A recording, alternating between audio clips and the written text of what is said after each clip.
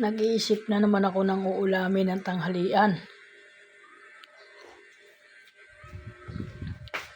Ano naman kaya ang maiulam?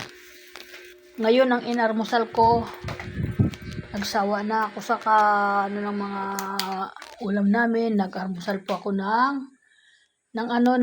tuyo. Napakasarap ng tuyo, guys. Ang dami ko nakain ng kanin na naman. Ayan, di ba? Hindi hadlang ang armusal basta't may tuyo at may kanin. Yan ay kakain tayo. Oh, di ba? At paalis ako. Punta ako sa palengke namin dito. At ako'y parang naisip ko, guys, yung ano tawag doon, yung manok. Lalagyan ko ng sutanghon.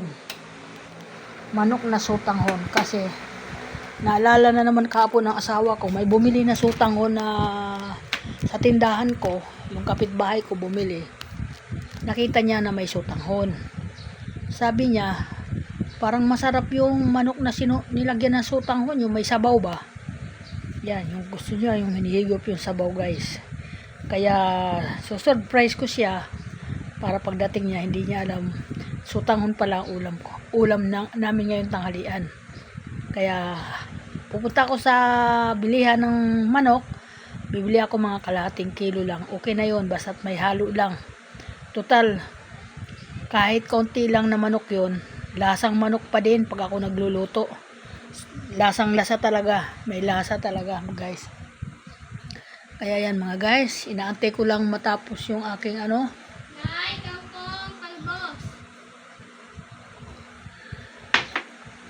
Inaantay ko lang matapos yung washing kasi nilinis ng aking maglalaba ng washing. Paalis na kasi siya sa 20. So, last ng paglaba niya kagabi sa akin.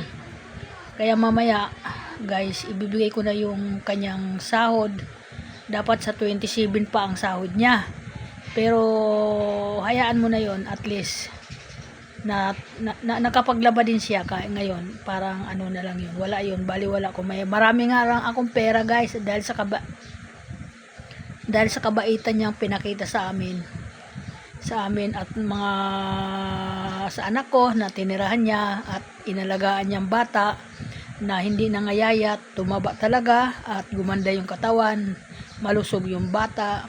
Kasi siya lang doon yung nagpapakain talaga, nga napapakain niya yung bata ng maayos. Ngayon, aalis siya ng 20, wala na po magpapakain sa apo ko, nga si Ella.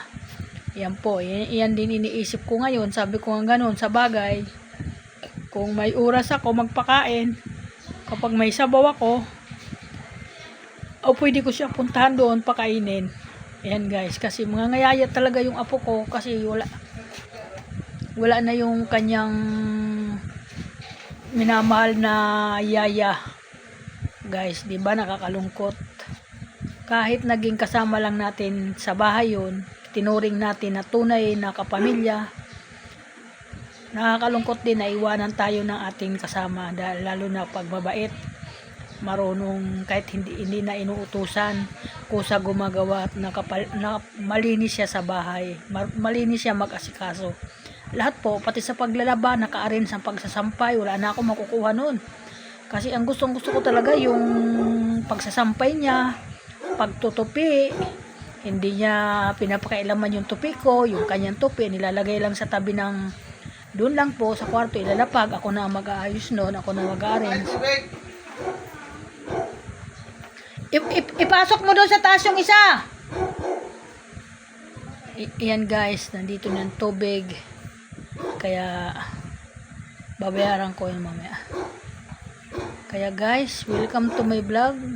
Good morning everyone. Good morning for watching, mga kaibigan. At sa mga oras nito, nagpapahinga lang po ako, nagpahangin ako ng electric fan, ay puno na naman ako ng pawis, guys. Mahilti ang katawan ko, pero hindi ko alam kung bumaba na ba yung aking mga karamdaman. Hindi ko yun alam kasi ngayon lang po ako pinapawisan dahil siguro sa sobrang init, kaya kakaganon. Kaya ayan guys, salamat sa lahat. At mukhang may violation na naman daw ako. Kaya nagbabawas yung aking views. Wala naman ako magagawa nun. Kung talagang gagawin ni Lulamita yung atin libangan, kasi siya naman yung pinaka may-ari talaga niyan. Siya ang nakakaalam kung ang dapat gawin. Kaya ingat po tayo sa lahat po na kasamahan dyan sa social media na nagko-content. Ingat po tayo sa mga kagayang violation. Doble ingat na po ako, nagkakaroon pa din ako. Hindi ko alam kung, hindi pati nakikita ngayon kung saan makikita ang violation natin.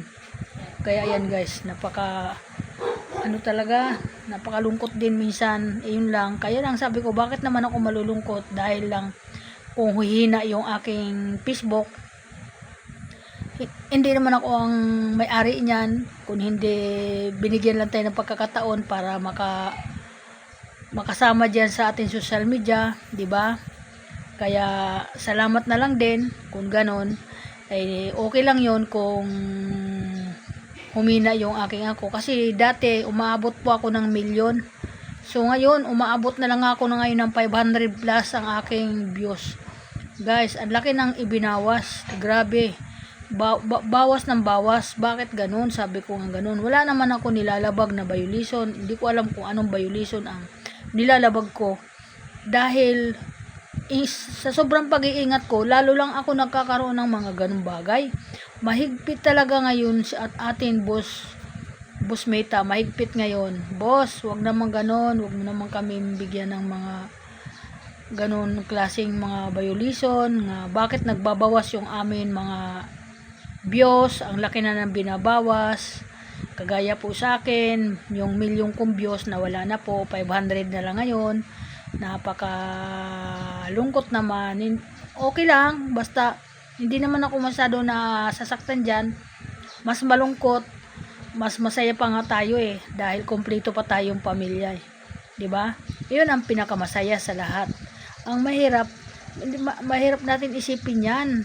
Dahil hindi naman tayo ang nag-handle diyan kung paano ang ginagawa diyan.